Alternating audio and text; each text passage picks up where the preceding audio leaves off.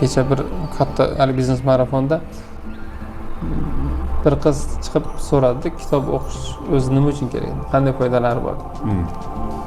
Keyin auditoriyadan bir-ikki e'tiroz tushdi. Foydaliroq kerak bo'ladigan savollar bersalar bo'lmaydi. Keyin shap turdimda, mening afsoniyatim tegib ketdiki, sabab o'zi eng muhim savol shu edi. Jamiyatda eng katta muammo ham bizni o'zbeklarni kitob o'qimaslik bo'lib turibdi. Kitobga muhabbat. Yer yuzida eng ko'p kitob o'qiydigan xalq bu hindlar. Hind.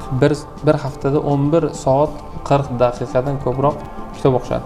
7 ga bo'lsangiz 1,5 soatdan ziyodroq chiqadi. 90 minut. 90 minutda bemalol 50 bet kitob o'qisa bo'ladi. 50 ni 7 ga ko'paytiring. 350 bet o'qiydi har hafta. Bu bitta kitob degani. Bir yilda 50 ta 60 ta kitob o'qiydi hindlar. Bu ommatan o'rtachasini aytyapmiz. 100 millionga yaqin menimcha hindlar bo'lsa kerak, savodi yo'q, o'qishni bilmaydigan.